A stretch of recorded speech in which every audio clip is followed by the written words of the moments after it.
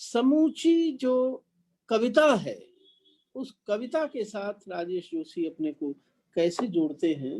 उनकी एक कविता मुझे पुनश्च कविता बार-बार याद आती है, जिसमें वे कहते हैं कि किसी कवि की कविता सुनते या गुनते अचानक याद आती है उसी की कोई और कविता, और उस कविता में भी धीमे-धीमे सुनाई पड़ता है किसी और पुरानी कविता का अनुरणन, जो कहा जा चुका पहले भी कई-कई बार, पर बचा रहा जो अनकहा कुछ फिर भी, उसी को जोड़ घटाकर एक बार फिर कोई कवि कहता है। कविता दुनिया की सारी कविताएं पहले रची जा चुकी किसी न किसी कविता का पुनश्च है। सारी कविताएं मिलकर बन जाती हैं एक महाकाव्य। तो यह जो एक विशेष काव्य दृष्टि है राजेश जोशी की, जिसमें उनकी कविता दुनिया की सारी कविताओं से अपने को जोड़ती है, तो मुझे बहुत खुशी हो रही है कि आज केदारनाथ सिंह स्मृति व्याख्यान देते हुए हमें कवि की उस विशेष दृष्टि से एक बार और साक्षात्कार करने का अवसर मिलेगा, जो दुनिया की सारी कविताओं से और कवित्व मात्र से और भाषा मात्र से हमारे संबंध को जोड़ता है। हमने जैसे कि पहला केदारनाथ सिंह स्मृति व्याख्यान साखी के केदारनाथ सिंह स्मृति अंक में प्रकाशित किया था, हम यह व्याख्यान भी साखी के आगामी अंक में प्रकाशित करेंगे। मैं बहुत साखी परिवार की ओर से राजेश जोशी के प्रति कृतज्ञता प्रकट करता हूं कि उन्होंने ये हमारा अनुरोध स्वीकार किया। अब मैं श्री राजेश जोशी से अनुरोध करता हूं कि वो अपना व्याख्यान शुरू करें। श्री राजेश जोशी।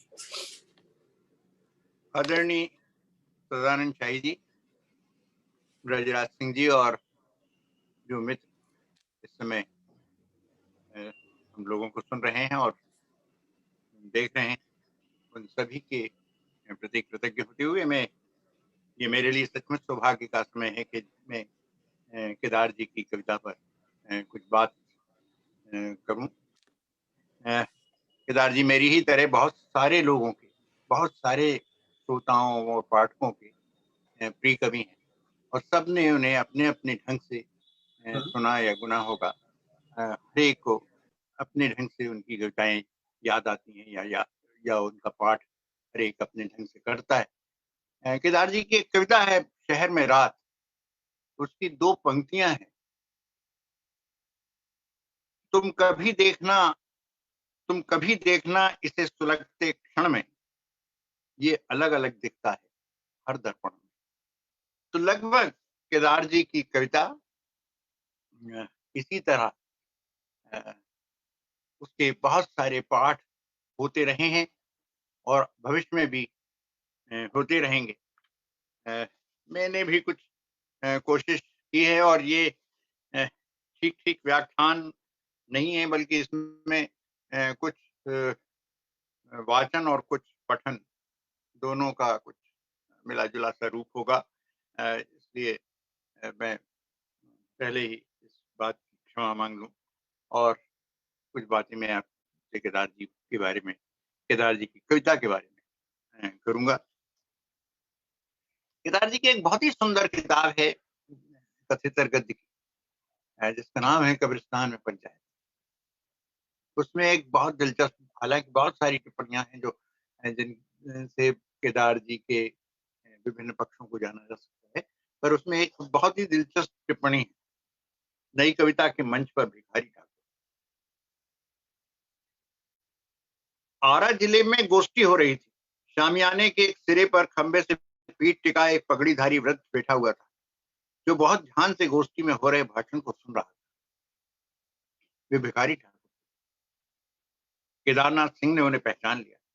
वो संयोजकों से आग्रह किया कि उन्हें मंच पर लाया जाए। कुछ अनुनय विनय के बाद भिखारी ठाकुर को मंच पर लाया गया। नई कविता के मंच पर भिखारी ठाकुर ये दृश्य अकल्पनीय था, पर मेरे सामने घटित हो रहा है। केदार जी की पंक्ति है। केदारनाथ सिंह की इस टिप्पणी को पढ़ते हुए मुझे अक्सर लगता है कि उनकी कविता के लिए अगर कोई रूपक बनता हो तो शायद ये सबसे सही और सटीक रूपक होगा। अपने समकालीनों में केदारनाथ सिंह नई कविता की आधुनिकता से सबसे कम आक्रांत कवि।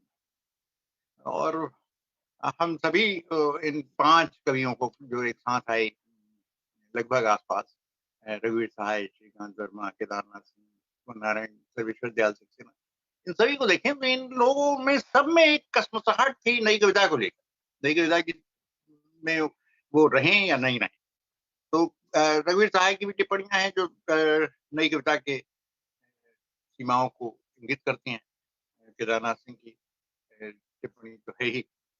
तो मैं यही कहना चाहता था कि यानी मतलब केदारनाथ सिंह उन कवियों में हैं जो सबसे कम आक्रांत नई कविता की आधुनिकता से, नई कविता की आतंक से।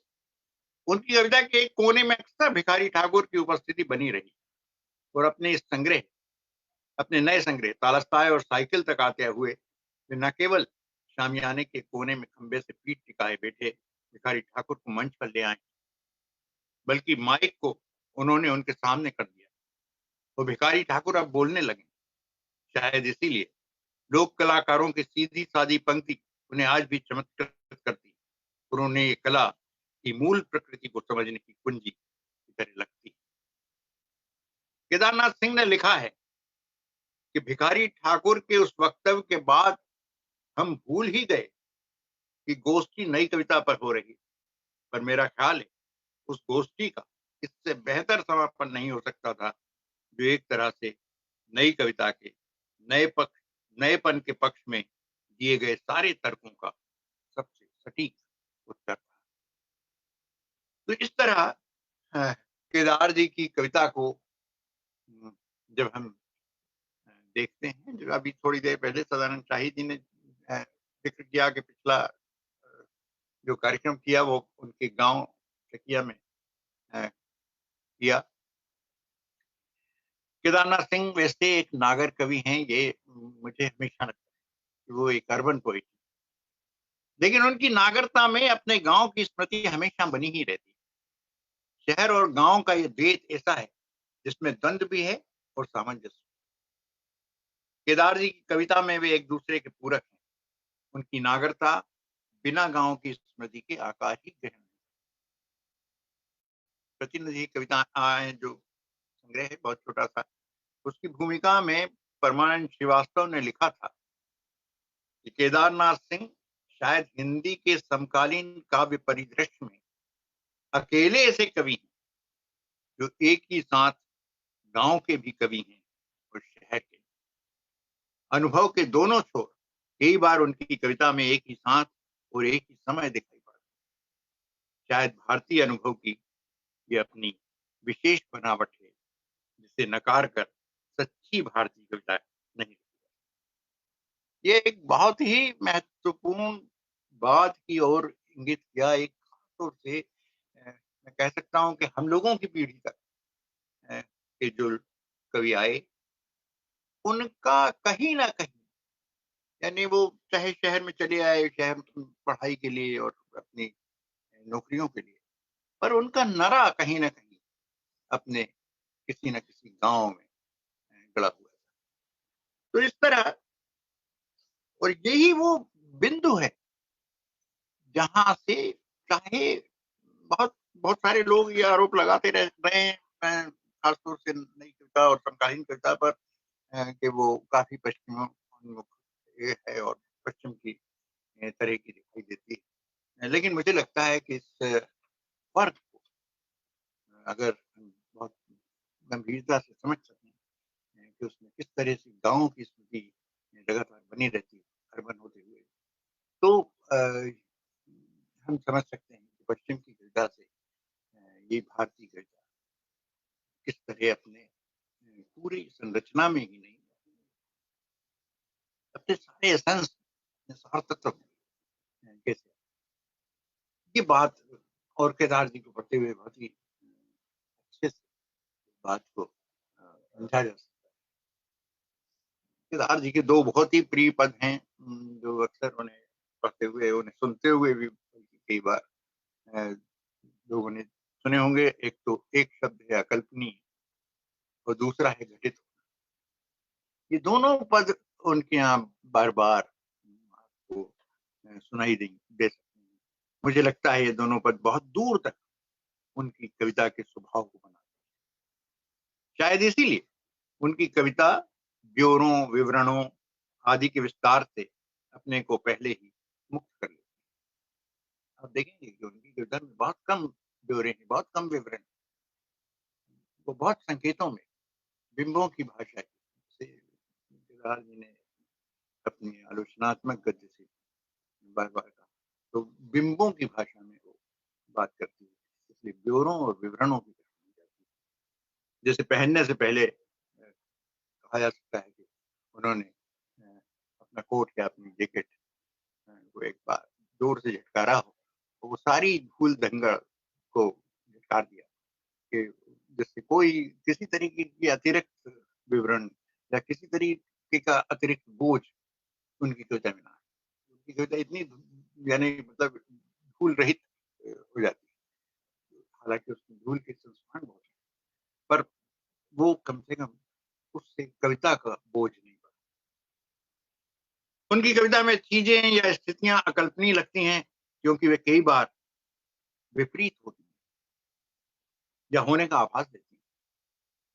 इन परस्पर विरुद्धों के एक जगह होने से ही शायद हमारे समय का रूपक पूरा होता है और अपने समय के सबसे सटीक उत्तर प्राप्त होते हैं। जीवन उनकी कविता में घटित होता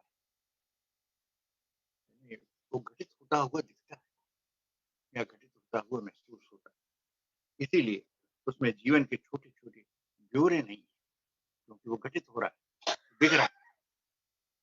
उनकी कविता एक और रोजमर्रा के जीवन की छवियों को अपनी गहन आत्मीयता के ताप से संपन्न और सुंदर बना देती है।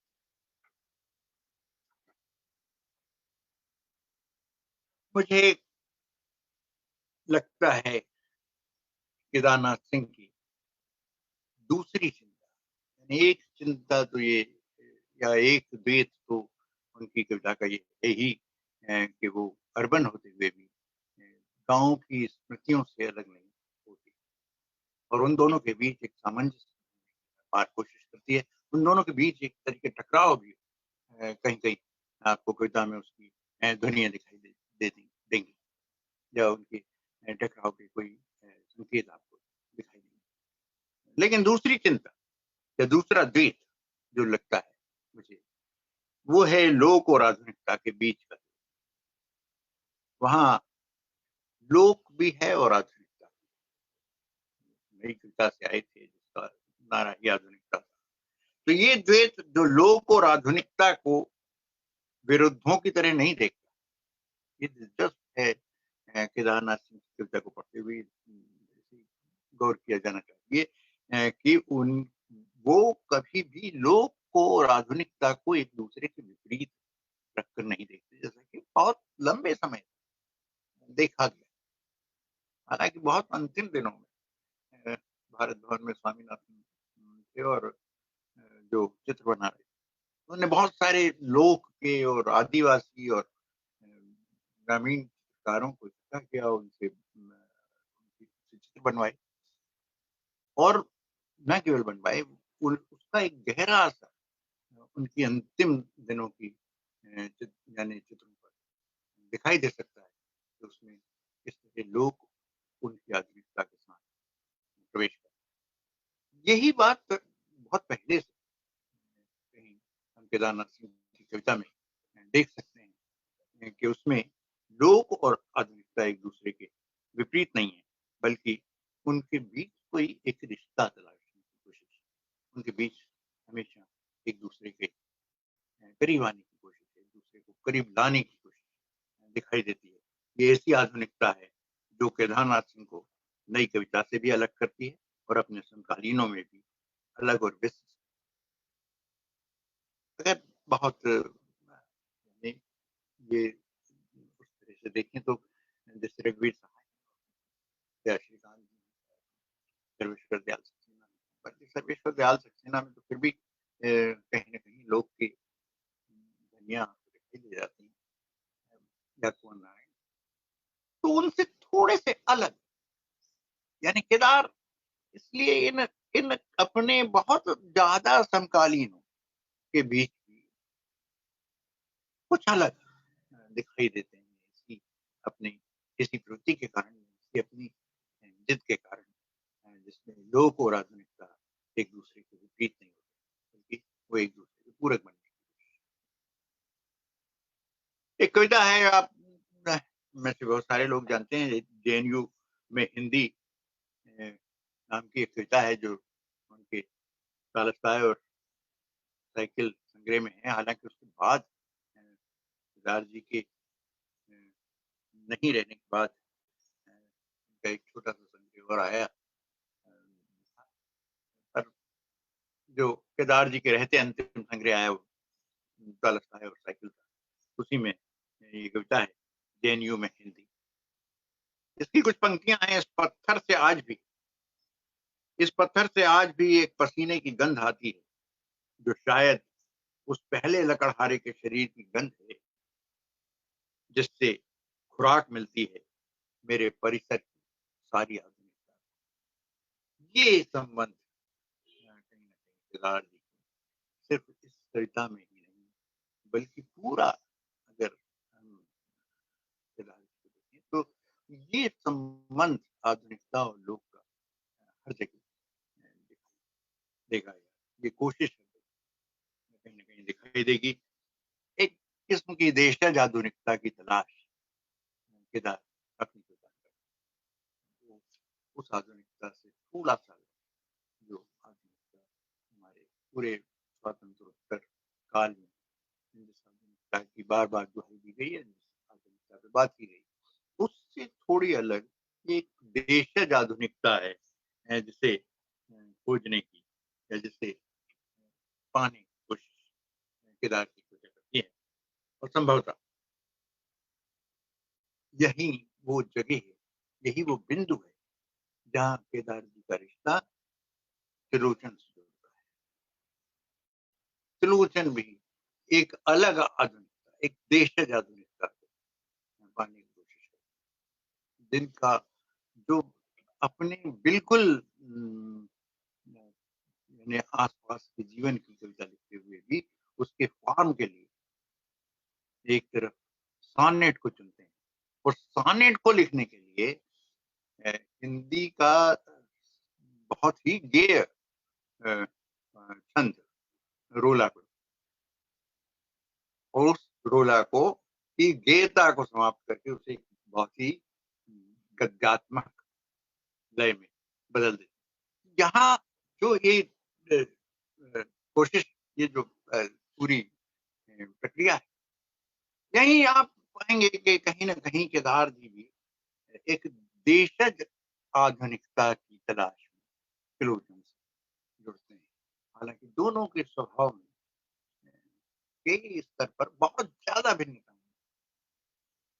एक स्वभाव नहीं, केदार में और त्रिलोचन का स्वभाव यानी कविता का स्वभाव कोई एक नहीं, वो बहुत भिन्न है। केदार ज़्यादातर गीतात्मक, ज़्यादा गीतात्मक।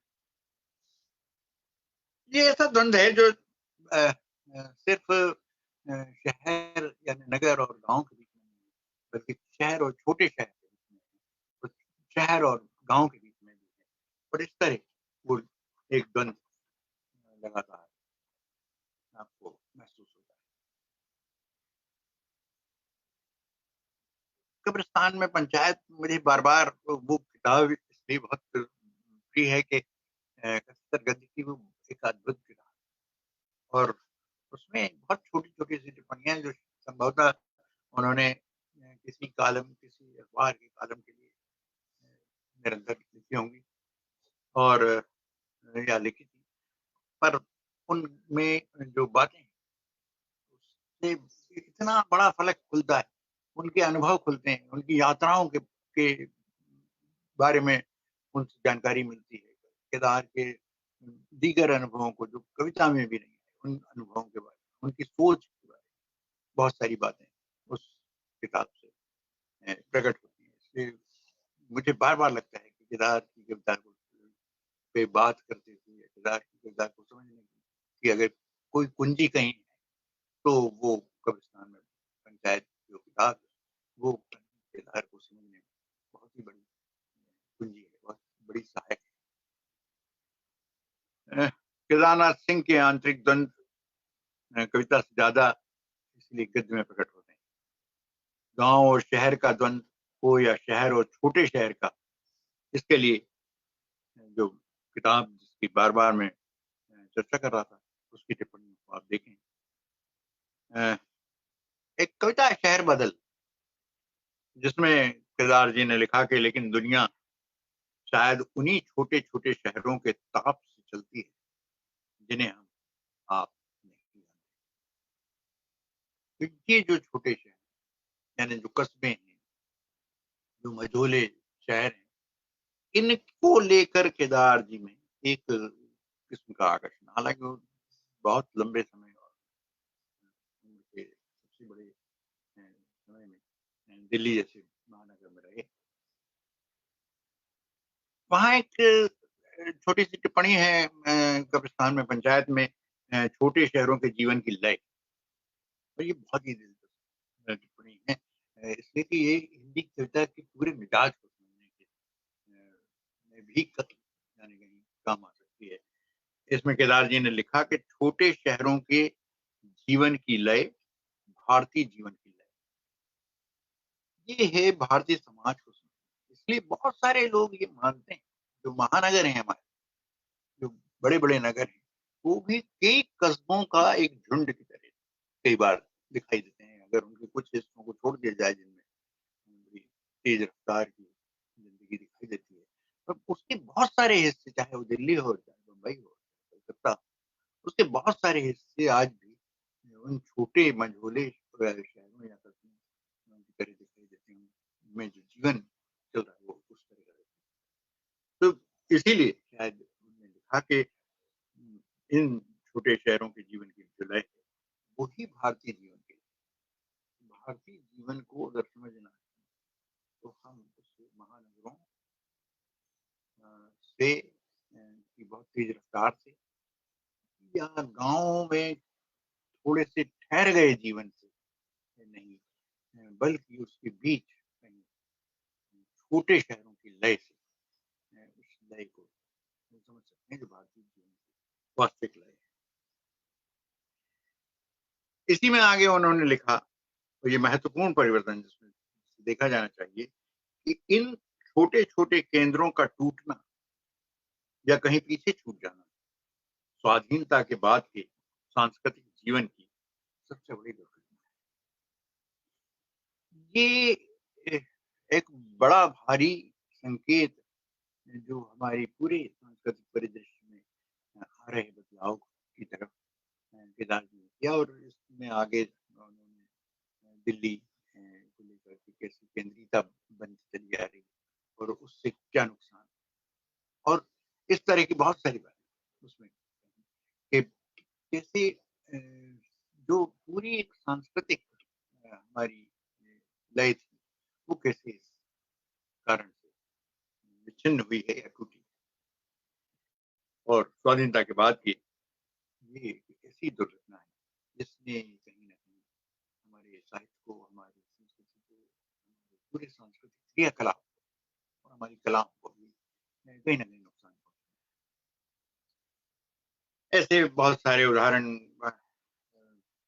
दिए जा सकते हैं और अ, उन्होंने तो यहाँ तक लिखा, बहुत ही दिलचस्प टिप्पणी है कि मैथिली शरण गुप्त अंतिम आधुनिक कवि थे, जो गाँव की स्मृति को थोड़ा बहुत हिस्सा बन सके। तो मैथिली शरण गुप्त वो अंतिम आधुनिक कवि केदार जी को लगते हैं, जो गाँव की स्मृति का थोड़ा बहुत बन सके। ये दिलचस्प है क्योंकि इसलिए भी एक बार मैंने केदार जी से कहा कि ये जो छायावाद की जो भाषा है, इसमें एक बड़ा भी भेद मुझे हमेशा लगता था कि गद्य की कुछ भाषा उस समय है और कविता की कुछ और भाषा है। कविता बहुत ही ज़्यादा तत्सम है और गद्य प्रेमचंद वगैरह सब प्रसाद जिस समय कविता लिख रहे हैं उसी समय प्रेमचंद जो गद्य की भाषा है, तो बिल्कुल भिन्न या खुद प्रसाद में बहुत सारी कहानियों की भाषा। तो ये मुझे हमेशा लगता था। तो केदार जी ने एक बहुत ही क्योंकि वो कहीं लिखा है या नहीं लिखा है मैं नहीं जानता, पर उन्होंने बातचीत में कहा कि छायावाद की जो भाषा है, वो भाषा भास, वो वास्तव में भाषा का विकास वो था जो द्विवेदी युग से जो भाषा आ रही थी, वो उसका अगर शायद विकास होता तो शायद हम आज एक जिस जगह पे बहुत दिन बाद पहुँचे, शायद हम जल्दी पहुँच गए। तो ये एक बड़ी दिलचस्प बात है कि द्विवेदी युग की भाषा से उनके खास तरीके से उनकी समझ बनते हैं। कई बार लगता है और ये पद मैं बार-बार इसलिए कहता हूँ कि केदार जी की कविता को समझने में इतनी तरह से हर बार लगता है कि उसे जितनी बार पाठ करते हैं हम, उतनी बार हमें लगता है कि हमसे कुछ छूट गया था और हम दोबारा उसमें से कुछ नया पा लेते हैं। ये केदार जी की कविता की एक बड़ी खूबी है, जो उनके सारी कविताओं को पढ़ते हुए लगती है। उसमें आप देखेंगे कि एक बहुत बड़ा गैप यानी पहले संग्रह और दूसरे संग्रह जो लगभग 80 में आया और वो पहला संग्रह करीब 60s के दौर में आया, 60 के दशक में। तो लगभग 20 साल का एक गैप और उसके बाद एक त्रिलोचन पे या होता त्रिलोचन पे ही एक लेख लिखते हुए उन्होंने कहा 80 में त्रिलोचन के संग्रह पर लिखते हुए किताब के आए हुए दिन पर लिखते हुए उन्होंने कहा कि कविता बहुत सारे आड़े-टेढ़े रास्तों से भटकाती वापस सही जगह, सही मुकाम पर पहुँची। ये एक वो बिंदु था जो कहीं न कहीं उस द्वीप में जिसमें वो एक कसमसाहट महसूस शायद पहले संगीत के बाद में लगा होगा कि कविता कहीं ऐसी जगह चली गई जहाँ वो खुद उसमें शामिल नहीं हो पाए। तो उनसे वहाँ से निकल कर कविता लगभग 80 के आस-पास आई। तो केदार जी को लगता है कि अब वो एक ऐसे मुकाम पर है और तभी एक उनका संग्रह आता है ज़मीन पक रही है और एक बिल्कुल नए किला यानी अभी बिल्कुल अभी से थोड़े भिन्न के शायद अपने स्वभाव के सबसे करीबी जो कविता वो प्राप्त कर सकते थे, वो 80 के बाद का दौर है, जिसमें केदार अपने सबसे ज़्यादा स्वभाव और शायद हर कवि अपनी सारी कोशिश इसी बात में करता है कि वो अपने मूल स्वभाव के करीब पहुँच सके कविता कविता का स्वभाव और व्यक्ति आपका खुद का स्वभाव एक में तो ऐसी कोशिश होती है। कई बार लगता है कि कथा और गीत ये बड़ा अजीब-सा है हमारे पूरे साहित्य के प्रसंग में कि हमने मान लिया है कि कथा और गीत जो है वो एक-दूसरे की तरफ पीठ करके बैठे और उनके बीच में कोई रिश्ता नहीं। तो कथा गीत से बचती है और गीत कथा से जैसे बच रहा हो, ऐसा लगता है। लेकिन केदार जी के यहाँ ऐसा नहीं होता। केदार जी के यहाँ दोनों एक-दूसरे के सम्मुख हो जाते हैं। वो दोनों को यानी एक-दूसरे के की पीठ को घुमा देते हैं। वो दोनों एक-दूसरे में के सिर्फ सम्मुख नहीं होते, बल्कि वो एक-दूसरे में अ, लगभग अंतर्लीन, एक-दूसरे में उनका विलय होने तो कथा का गीत में विलय हो जाता है।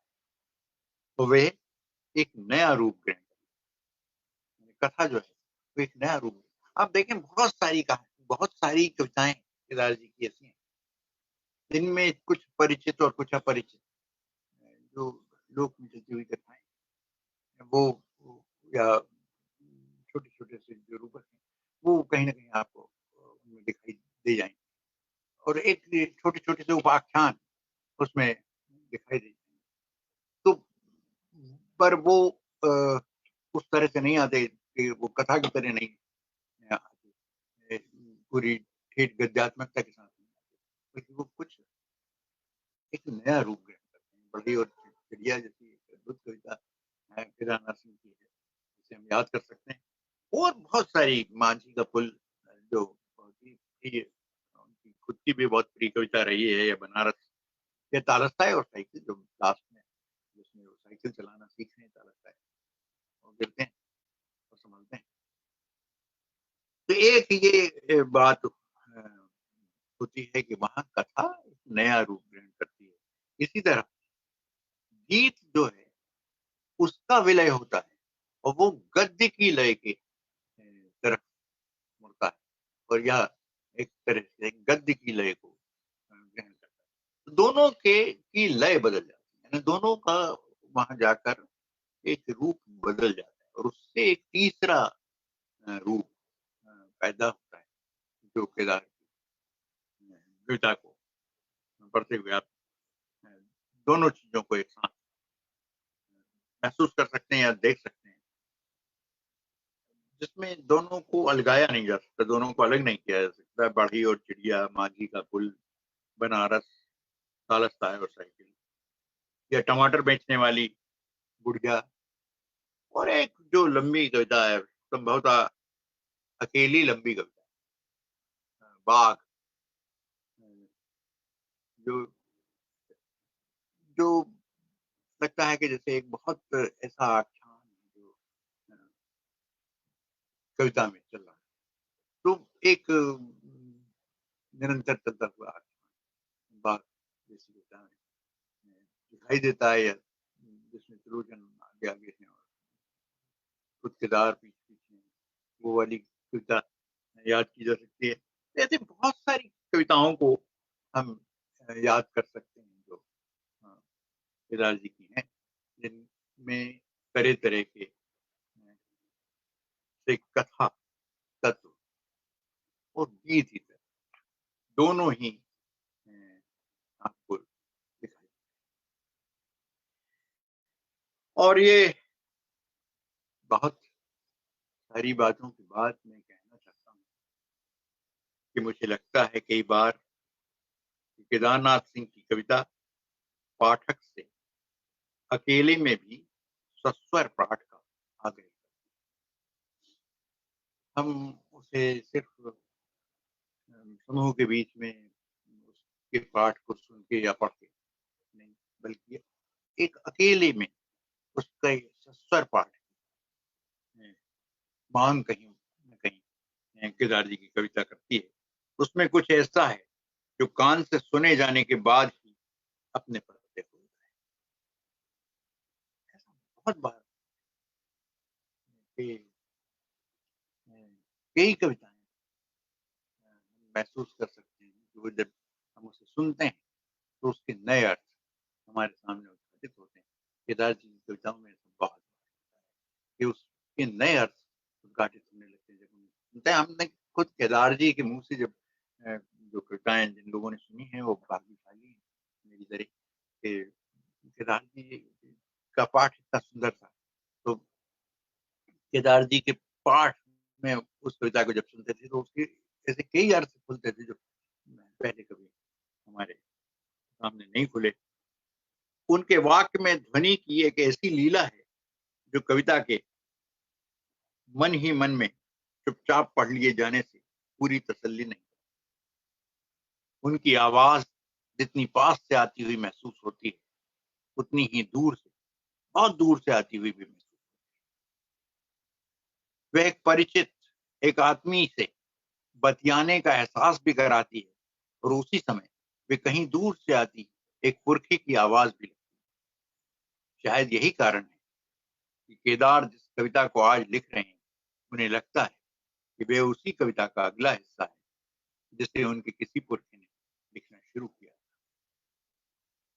उसमें आप पाएंगे पहले ही संग्रह से बाद के संग्रहों तक पुकार भी एक बड़ा प्रिय शब्द है केदार जी।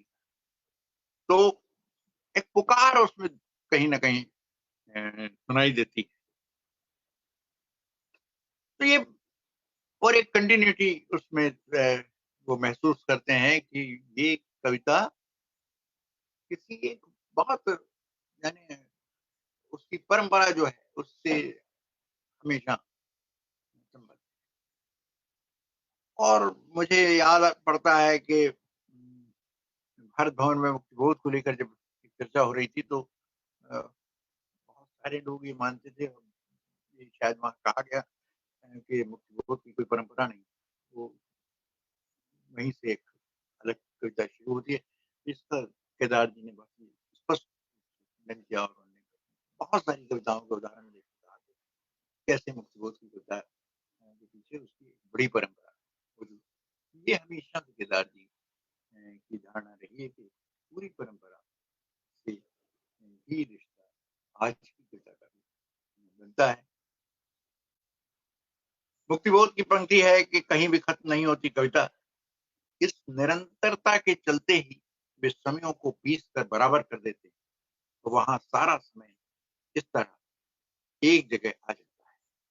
एक कविता है पांडुलिपियां, उसकी कुछ पंक्तियां हैं कि आपको लगेगा जैसे ब्रह्म सूत्र, कि आपको लगेगा कि जैसे ब्रह्म सूत्र पढ़ रहा है मुक्तिबोध को, वो शाकुंतल का हिरण कुछ कह रहा है पद्मावत के तोते से, और बीजक का कोई पद किसी पोथी से छिटक कर मनु से बहस कर रहा है, और रासों की कोई सबसे पुरानी प्रति धीरे धीरे गुनगुना रही है किसी युवा कवि की अप्रकाशित कोई कविता। तो इतनी बड़ी परंपरा से सारी दुनिया एक दूसरे से कैसे मिलती है, कैसे कविता का के सूत्र एक दूसरे से जुड़ते हैं, वो इस रूपक में, इस कविता में परिलक्षित होता है। इसी के चलते उन्हें लगता है कि थेरी गाथा की वे सबसे बेचैन करने वाली पंक्तियां उनकी 90 वर्षीय मां ने लिखी, जो थेरी गाथा को बिल्कुल नहीं जानती। केदारनाथ सिंह की कविता का वाक्य चाहे पूरी तरह वाचिक का वाक्य ना हो, लेकिन पूरी तरह वे लिखित भाषा भंगिमा का वाक्य भी नहीं। इसे तो बहुत बार उनके वाक्य की अगर कभी बहुत अच्छी कोई उसका विश्लेषण कर सके, मैं तो इतना समर्थ नहीं हूँ, पर अगर केदारनाथ सिंह के वाक्य का विश्लेषण किया जाए तो वो अद्भुत वाक्य है कि उसमें जितनी वाचिक भी महसूस होता है और लिखित वाक्य भी उसमें महसूस होता है, और दोनों की भंगिमाएं एक साथ मौजूद होती हैं, सिर्फ वाचिक नहीं और सिर्फ लिखित नहीं, इसलिए दोनों की भंगिमाओं से मिलकर बना वाक्य। उसमें बोलने, बतियाने, पुकारने या कहते हुए चले जाने के स्वर परिवर्तनों, स्वर के आरोह अवरोह को थोड़ा सा कान देकर सुनने की कोशिश करने से सुना जा सकता है। क्लासिक कविता की तरह उनके पास सिर्फ विशिष्ट बिंब और गहन आत्मीयता ही नहीं, एक ऐसी आवाज भी है जो छांदिक कविता की तरह हमारी स्मृति में अपनी जगह बन गई। बहुत सारे बार होता है, आप जब केदार जी में बात कर रहे होते हैं, केदार जी बल्कि किसी मौसम, खास मौसम में अगर आप सड़क पर हो, अगर आप नीम की पत्तियों को झड़ते हुए देखें तो आपको अचानक केदार जी याद आते हैं कि बढ़ने लगी उदासी, झड़ने लगे नीम के पत्ते, बढ़ने लगी उदासी की याद आने लगी। ये वे लय है जो निर्गुनिया के एक तारे में सुनाई देती है, लेकिन जो ढाबे में बची राख और गलियों के शोर शराबे में खोजी गई। केदार उन विरल कवियों में से हैं जिनकी पंक्तियों को कविता की पंक्तियों से अलग स्वर लिपियों की तरह भी पढ़ा जाना, जिससे हम उनकी पंक्ति की लय और उसकी आवाज में अंतर्निहित अर्थ तक पहुंच सकते। ये तभी होगा जब हम उसे उसकी ध्वनि के साथ हम उसका रिश्ता बनाएँ। तो उस ध्वनि के साथ जैसे ही रिश्ता बनाएँगे तो उसका एक नया अर्थ हमारे सामने खुलेगा। उनकी कविता के वाक्य, छंदों की व्याकरण से पद उधार लेकर कहूँ तो लघु गुरु कदमों को नाप-तोल कर रखते हुए एक संयमित गति अपने लिए ईजाद करते हैं। जैसे छंद चलता है, लघु गुरु के पदों के साथ उसी तरह से उनकी कविता भी उस तरह से चलती हुई दिख सकती है। एक वाचिक सतर्कता से संवेदित सतर्कता। भाषा में अंतर्निहित आवाज़ों के पैटर्न्स को पकड़ने का जैसा चौकन्नापन केदारनाथ सिंह में दिखाई देता है, वह उन्हें एक साथ त्रिलोचन और नागार्जुन का सगोत्री बना देता है। ये एक कुछ ऐसी बातें हैं जो केदार जी की कविता को बहुत बार-बार पढ़ते हुए या बार-बार विश्लेषित करते हुए सामने आती हैं और ऐसा लगता है उनको पढ़ते हुए कई बार ये ज़रूर महसूस हो सकता है बहुत सारे लोगों को भी, जैसे वो एक बहुत ही शांत सा उसमें किसी तरीके की बात सख्ती नहीं, पर ऐसा है। तो कहीं एक पंक्ति आती है जिसमें आँ का नमक और ना का लोहा जैसी बात कही गई। तो उसमें जितनी यानी जितना सख्ती चाहिए, जितनी स्पष्टता चाहिए, वो भी उसमें मौजूद है और इसलिए मुझे हमेशा लगता है कि जो में जो एक खास तरह की गीतात्मकता है,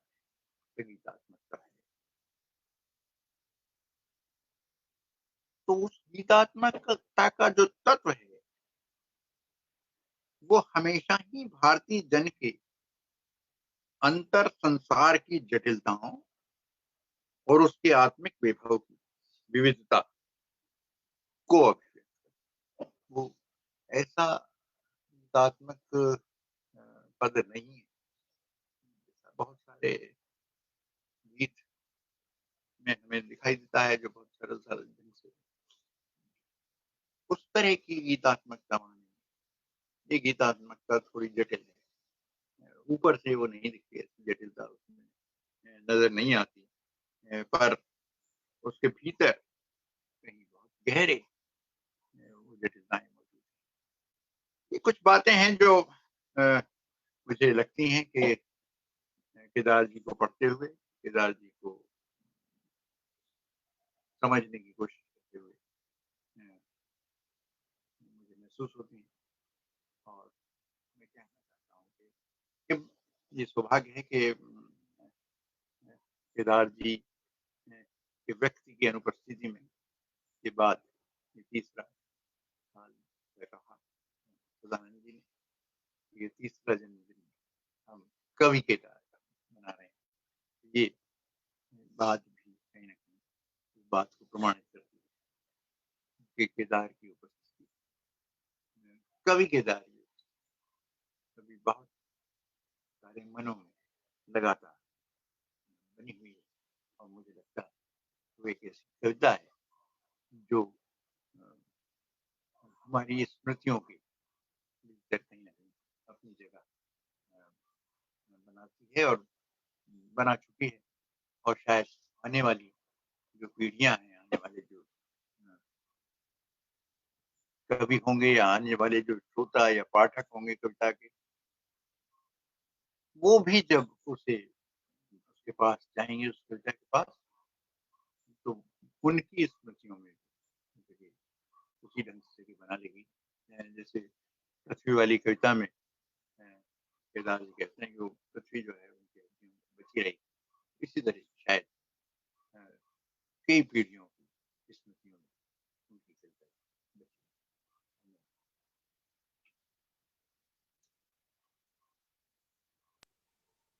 जी को हम लोगों ने जिन लोगों ने भी सुना है वो उनकी आवाज़ हमारे कानों में गूंजती रहती है। और अंत में मैं प्रोफेसर सदानंद शाही जी से आग्रह करूंगा कि वे औपचारिक धन्यवाद आज के मुख्य अतिथि आदरणीय राजेश जोशी जी को दें। राजेश जी के इस सुचिंतित व्याख्यान के बाद मैं समझता हूं कि केदार जी की कविता को पढ़ने के कुछ नए आयाम हमारे सामने स्पष्ट हुए हैं। केदार जी की कविता में गांव और नगर का जो एक द्वंद्व दिखाई पड़ता है, लोक और आधुनिकता का जो एक द्वंद्व दिखाई पड़ता है, आदरणीय राजेश जी ने बताया कि ये इन दोनों चीजों को विरुद्धों की तरह नहीं देखते और केदार जी की कविता में एक समग्र दृष्टि दिखाई पड़ती है जो देशज आधुनिकता की तलाश करती है। और भी बहुत सारे पहलू की ओर राजेश जी ने ध्यान दिलाया। केदार जी की कविता में जो ध्वनि की लीला है, जो कथा का रस है, बतियाने का एहसास है, और उनकी कविता में एक जैसे पुरखों की आवाज सुनाई पड़ती है, एक पुकार, एक निरंतरता। तो अनेक पहलू की ओर आदरणीय राजेश जी ने अपने इस व्याख्यान में हमारा ध्यान आकृष्ट किया और केदार जी की कविता को समझने के सूत्र दिए। मैं इस महत्वपूर्ण व्याख्यान के लिए साखी परिवार की ओर से और केदारनाथ सिंह के परिवार की ओर से आदरणीय राजेश जोशी को हृदय से धन्यवाद देता हूं। और फेसबुक के माध्यम से जितने भी लोग इस स्मृति व्याख्यान में शरीक हुए उनको भी हृदय से धन्यवाद देता हूं। बहुत बहुत धन्यवाद।